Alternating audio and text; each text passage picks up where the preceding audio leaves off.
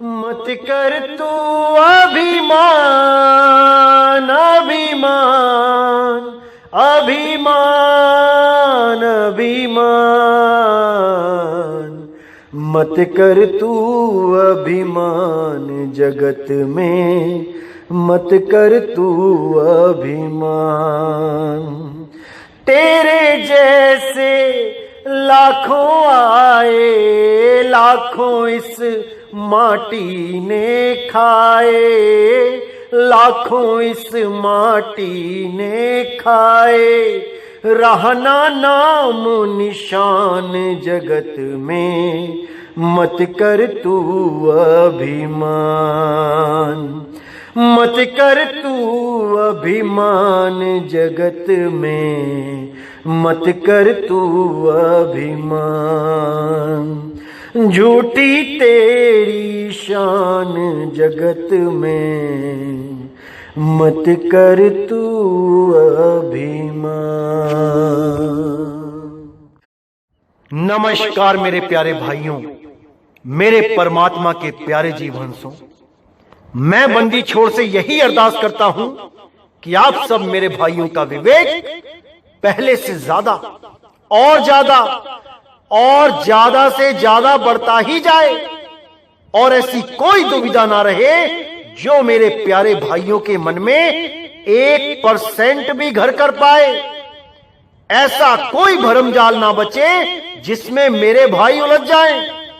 मैं मालिक से यही अरदास करूंगा कि हर क्षण वो आपको ऐसा विवेक प्रदान करता रहे कि आप इन सर्व बंधनों से मुक्त होते ही चले जाओ। और ये जितने भी अधूरे गुरु बैठे हैं जो आपको भ्रमित करते हैं पग पग पे, उन सब की चालों को समझ के आप उनसे किनारा कर जाओ और उस शब्द गुरु की महिमा को जान के, उस परम पिता परमात्मा की महिमा को समझ के सत्य पंथ से जुड़ जाओ, सच्चे नाम से जुड़ जाओ। मैं बस यही अरदास करता हूं दिन रात उस मालिक से कि मेरे सारे भाइयों का विवेक चरम सीमा तक पहुंच जाए, कि कोई भी अधूरा शिष्य, कोई भी अधूरा गुरु आपको भ्रमित नहीं कर पाए। तो मेरे भाइयों, आज का सत्संग बहुत इंपॉर्टेंट है, बहुत ज्यादा इंपॉर्टेंट है, और आपने पूरा विवेक लगा के इसको समझना है और हर शब्द पे विचार करना है। अगर आपने आज का ये सत्संग समझ लिया तो 99% दुविधाएं आपके मन से निकल जाएंगी और आपको सत्य सत्य का निबेड़ा करने में एक क्षण नहीं लगेगा। आज तक जहां आपको भ्रमित करके रखा हुआ था इन लोगों ने, अब आप उससे उबर सकते हो। अब आप हर चीज को समझ सकते हो, क्योंकि परमात्मा की दया से ये मूल ज्ञान का प्रचार हो चुका है। अब ये ज्ञान पूरे विश्व में फैलेगा और जितने भी परमात्मा के विवेकी हंस हैं वो इस ज्ञान को समझ के एक झंडे के नीचे आ जाएंगे और पूरी दुनिया में एक नाम का होका देंगे, सतनाम का होका देंगे और नीर शीर का निबेड़ा करके सारी दुनिया के विवेकी हंसों को जागृत कर देंगे। और ये धर्मों के नाम पे जितने भी दंगे होते हैं, जितने भी युद्ध होते हैं, इन सब पे फुल स्टॉप लगा दिया जाएगा। अगर ये मूल ज्ञान सही से किसी ने भी समझ लिया तो मेरे भाई वो धर्मों के नाम पे, जात पात के नाम पे तो लड़ने वाला नहीं, वो इतना विवेकी हो जाता है कि इन 52 अक्षरों से परे उस आत्म ज्ञान को समझने लग जाता है। अरे जब 52 अक्षर नहीं थे तो कौन सी जात थी, कौन सी पात थी, कौन सा धर्म था, कौन सा देश था? ये धरती का टुकड़ा कहलाता था, जो 52 अक्षरों के बाद अलग अलग नामों से देशों के नाम रख दिए गए। ये सब 52 का खेल है भाई। हम सब एक धरती पे रहते हैं, आज बॉर्डर में जितनी भी तारे लगी हैं, कटीली तारे, एलओसी, ये सारे हटा दो तो देखो ये धरती एक है। ये हमने बांट ली है अपने अपने हिस्सों में, इस पे हमने बंटवारा कर दिया है। ये एक धरती है, एक जल है, एक ही वायु है, एक ही अग्नि है, एक ही आसमान है। ये सब एक है। हमने इसको अलग अलग नाम देके बंटवारा करके रख दिया। तो मेरे भाई 52 अक्षरों से परे इस मूल ज्ञान को समझना है, जहां पर हम सब आकर एक हो जाएंगे। एक झंडा होगा, एक नाम होगा, एक ही भाषा होगी, एक ही भाषा होगी। तो मेरे भाइयों, आज जो हम वाणी लेंगे वो गरीबदास जी के ग्रंथ से लेंगे। बहुत इंपॉर्टेंट वाणी है, पूरा विवेक लगा के समझना है और पूरा विचार करना है कि गरीबदास जी महाराज क्या कहना चाहते थे और हमें समझाया क्या जा रहा था।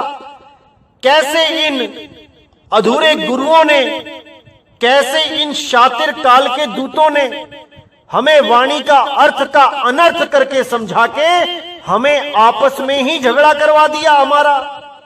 हम आपस में ही एक दूसरे से झगड़ने लगे, जबकि वाणी क्या कहना चाहती थी कोई नहीं समझ पाया, कोई नहीं। उसी वाणी को आज समझाया जाएगा। पूरा विवेक लगा के समझना है मेरे भाइयों, पूरा विवेक लगा के। तो क्या कहती है वाणी?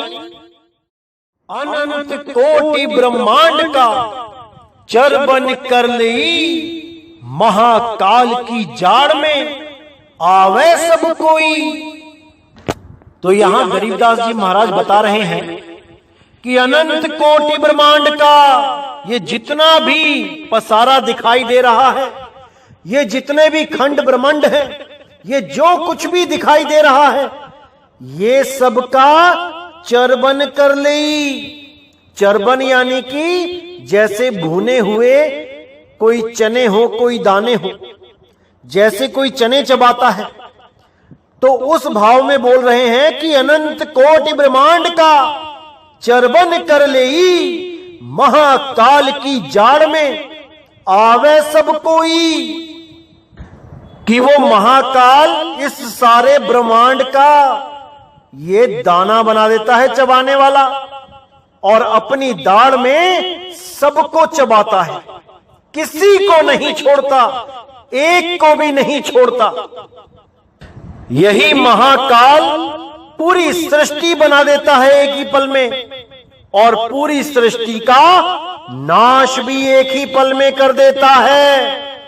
इसको अच्छी तरह समझना है, तभी आगे का ज्ञान समझ में आएगा। जैसे आपने कई संतों के मुंह से सुना होगा महाकाल के बारे में, सब अपनी अपनी अटकलें लगा के बैठते हैं। किसी ने तो अपने आश्रम में सीमेंट का महाकाल बना के उसको जंजीरें पहना दी, और उनकी संगत समझ रही है कि हमारे गुरुजी ने तो काल को जंजीरें पहना दी, काल को बांध दिया। अरे भाई, अगर तुम्हारे गुरु ने काल को बांध दिया तो बाहर मौतें कैसे हो रही हैं? इतने लोग कैसे मर रहे हैं?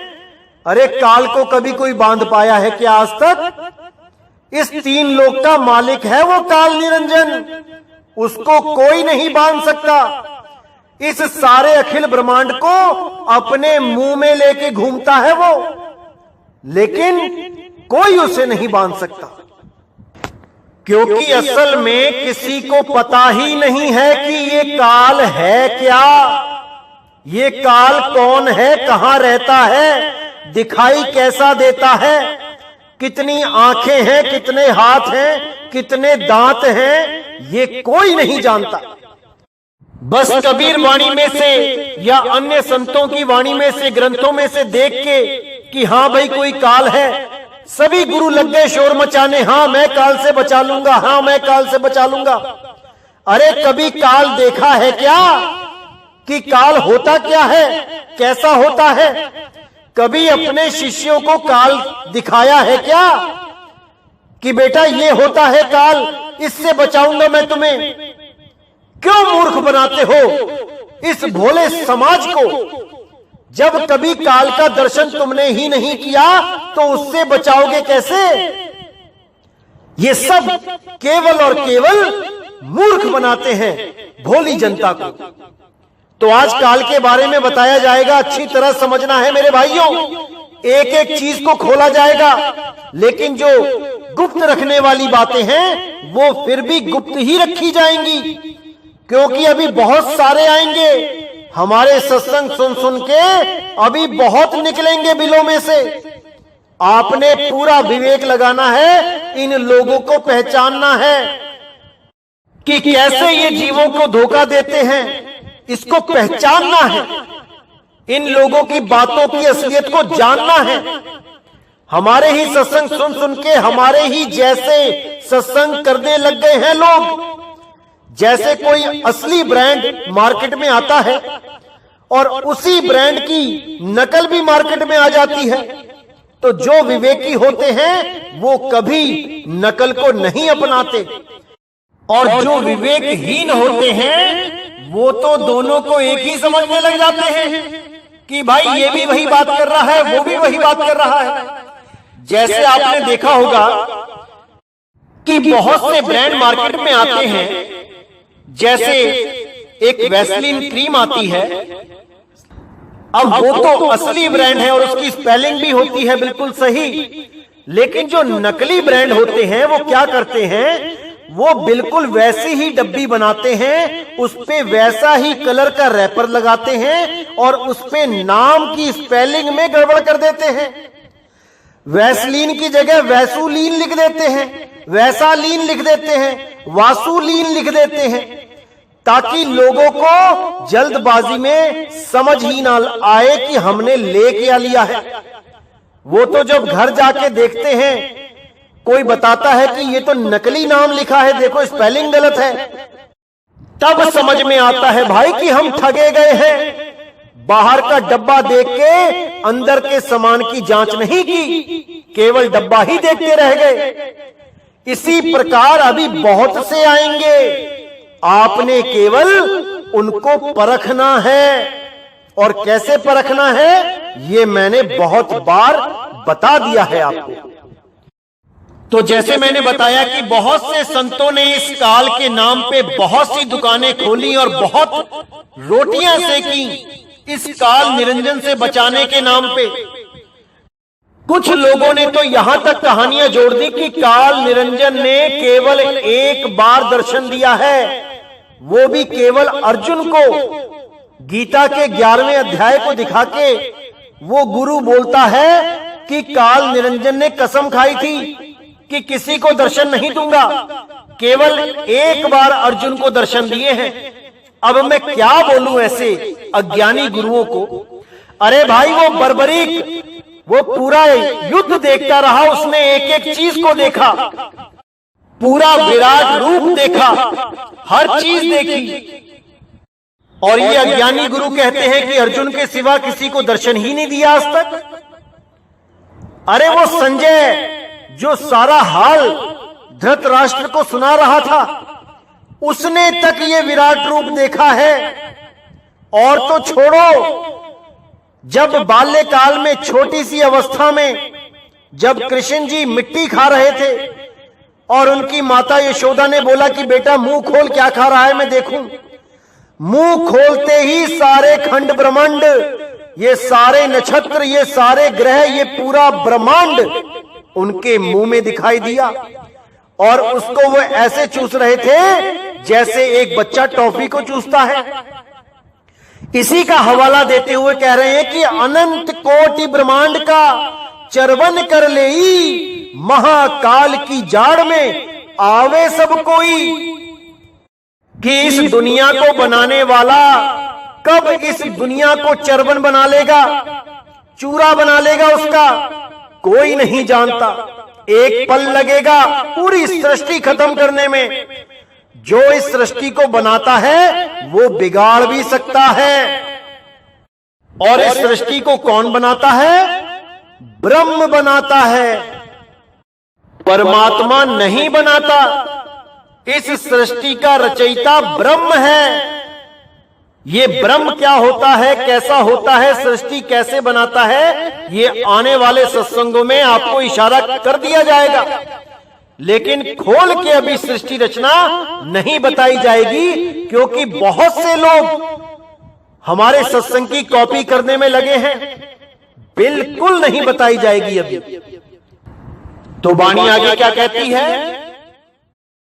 गरीब काल करम कर गहत है, ले जाता है तो ही बिन सतगुरु छूटे नहीं, नाम भरोसा मोही।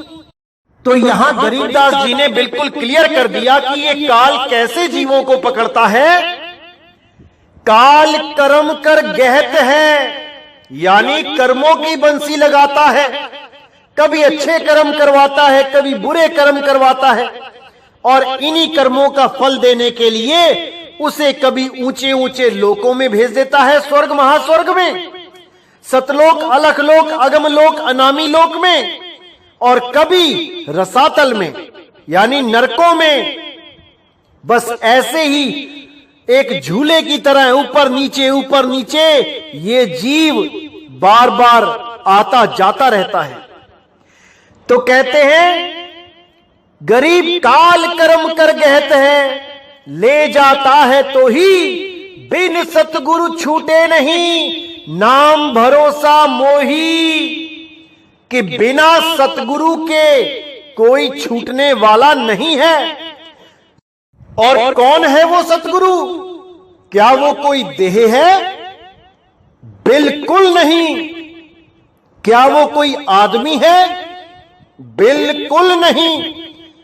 जो सतगुरु की बात की गई है वो केवल और केवल शब्द गुरु की बात की गई है।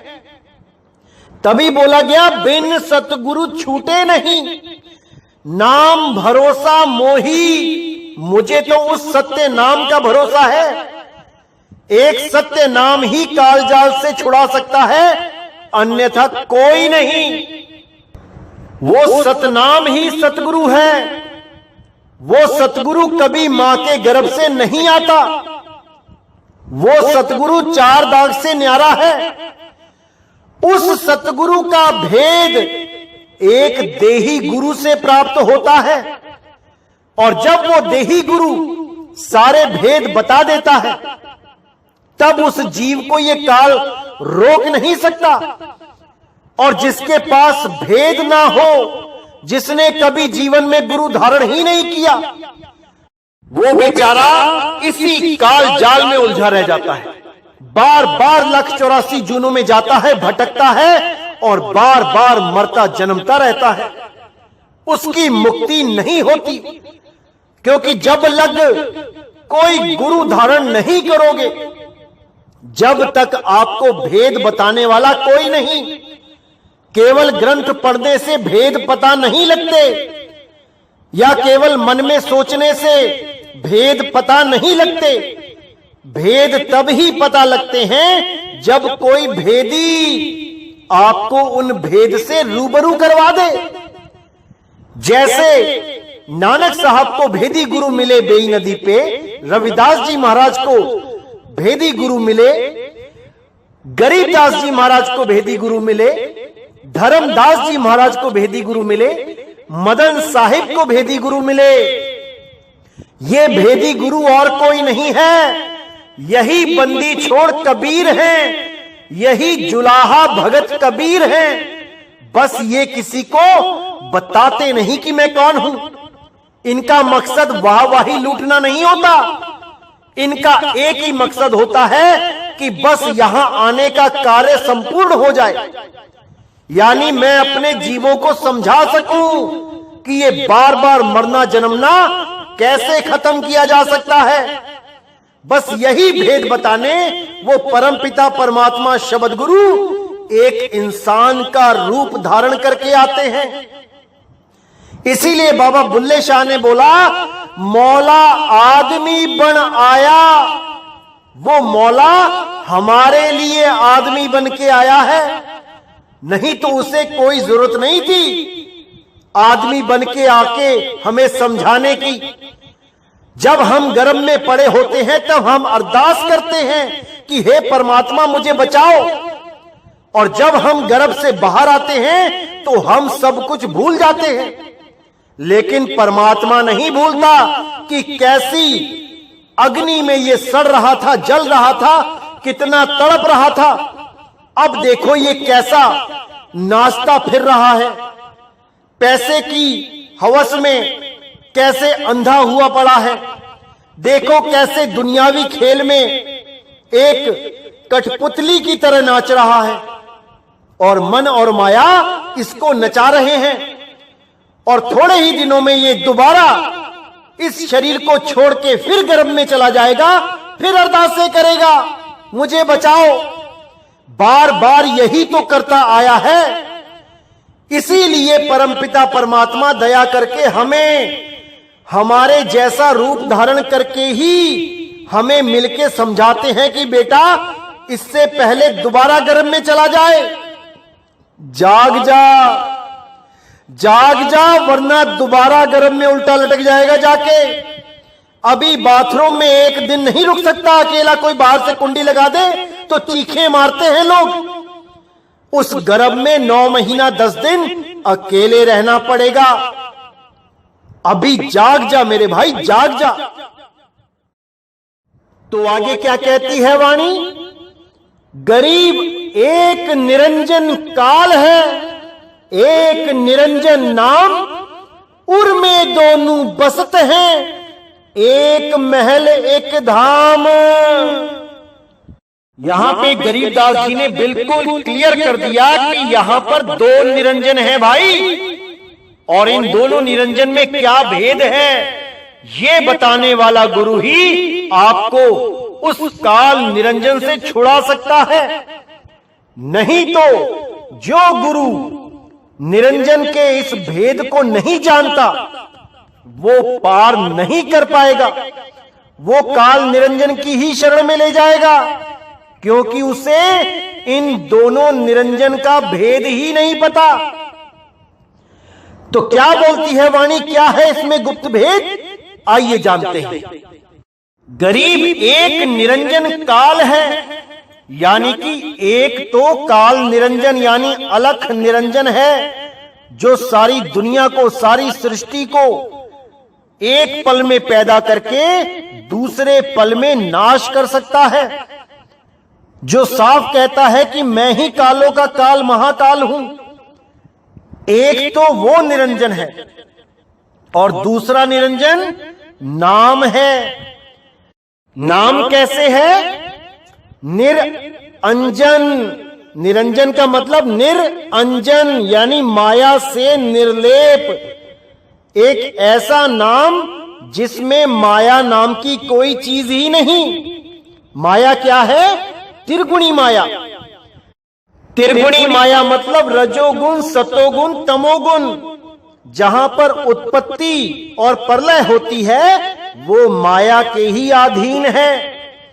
तो साफ बोला गया कि एक निरंजन नाम एक ऐसा नाम है जो माया से परे है। जब वो नाम आपको मिलेगा तब ही आप माया से परे हो पाओगे, नहीं तो जितने भी अधूरे गुरु हैं ये सब वही नाम देते हैं जो माया के अंदर है। क्या है माया के अंदर? ये 52 अक्षरी नाम, जो उत्पत्ति भी होती है जिसकी और प्रलय भी हो जाती है। इसीलिए बोला 52 आखर लोक त्रय, सब कुछ ही नहीं माही, और ये आखर खिर जाएंगे, वो आखर इनमें नाही। ये 52 अक्षरों के जितने भी नाम हैं ये खिर जाएंगे, ये खत्म हो जाएंगे, और इन 52 अक्षरों के द्वारा की गई भक्ति का भी नाश हो जाएगा। ये भी मोक्ष मुक्ति नहीं दे सकती। और माया क्या है? जो श्वास है, आवे जावे, जो श्वासा चल रही है सोहंग, वो भी माया ही है। अरे सोहंग आवे सोहंग जावे, सोहंग काल सबन को खावे, ये भी आती जाती माया ही है।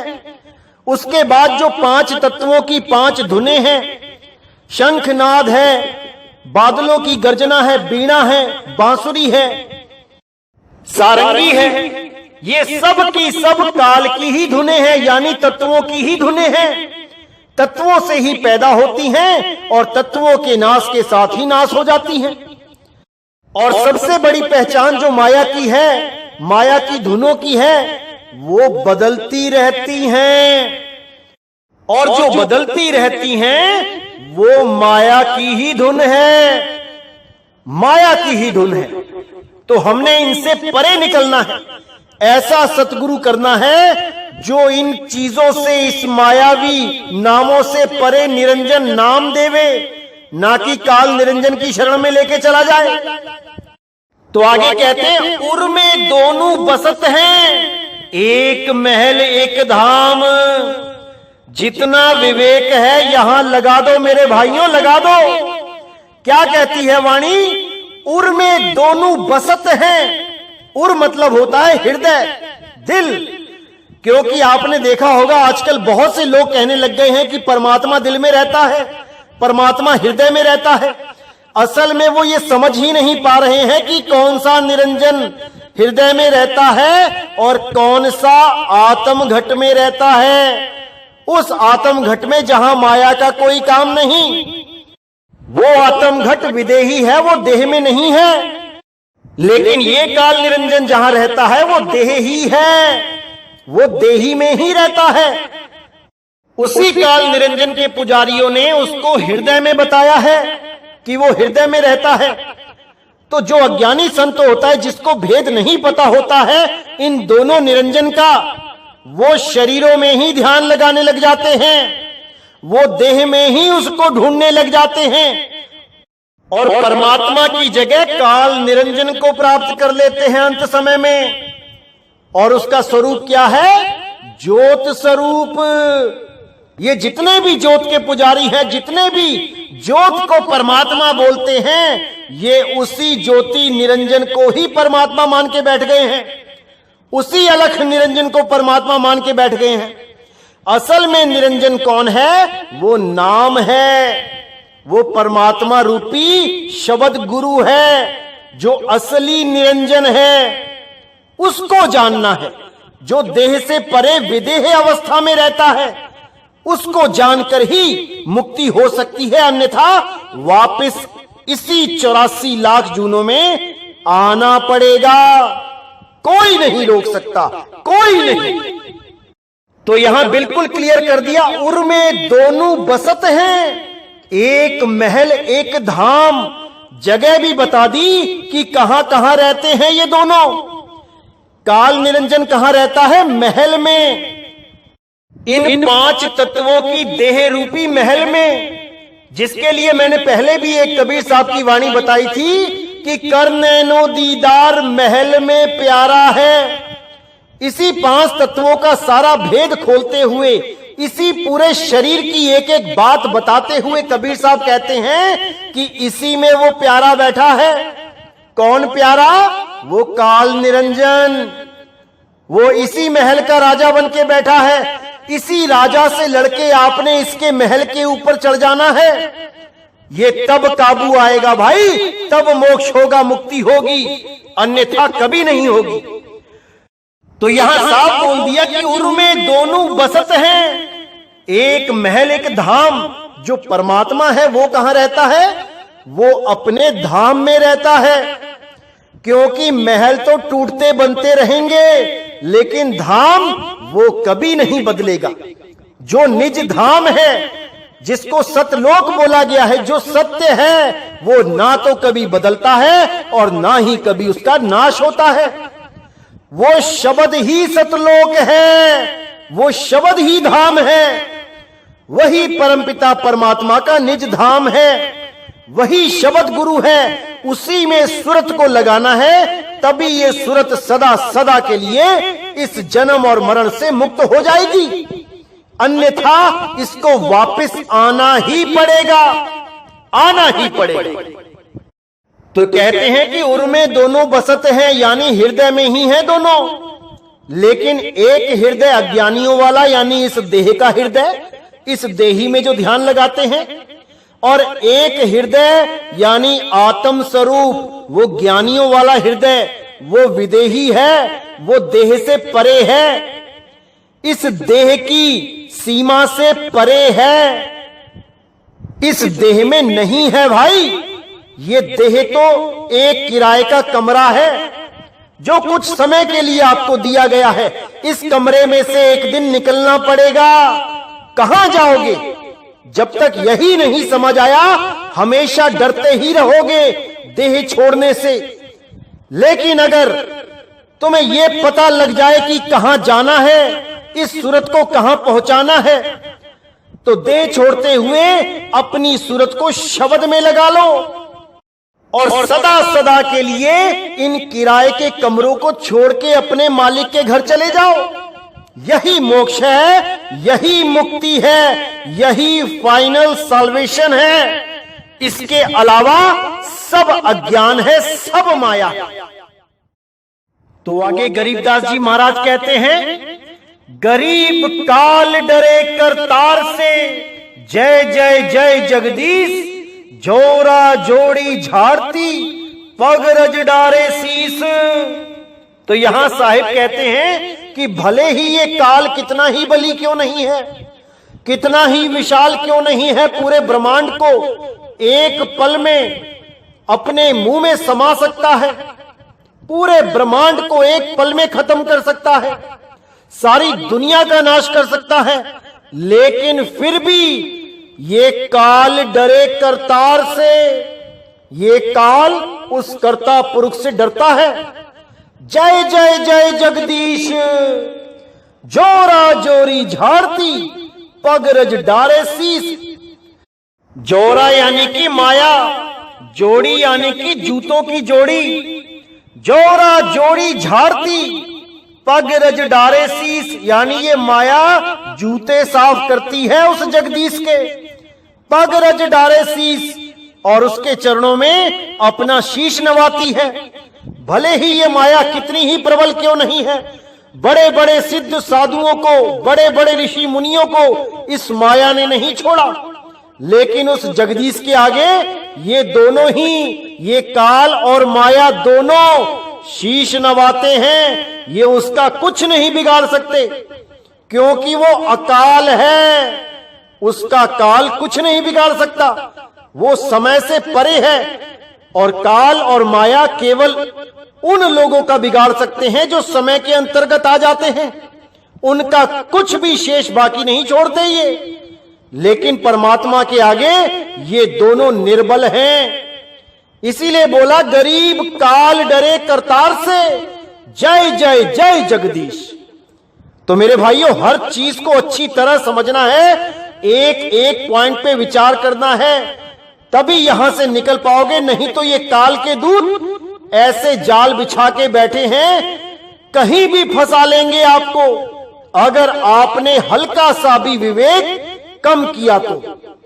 इसीलिए बार बार अरदास करता हूं मालिक से कि वो आपको इतना विवेक दे, इतना विवेक दे कि कोई भी अज्ञानी गुरु या उसका चेला, ये जितने भी YouTube चैनल पे गुरु बन के बैठे हैं, जिनका अपना तो कोई गुरु है नहीं और दुनिया का गुरु बनने के लिए लगे हैं, ऐसे चालाक लोगों से, ऐसे धूर्त लोगों से मालिक आपको बचा के रखे, इतना विवेकी बना दे कि इनकी चालाकियों को एक पल में पकड़ लो। मैं बस यही अरदास करता हूं कि आपका यह अनमोल जीवन ऐसे ही बर्बाद ना हो जाए, बस यही अरदास करता हूं।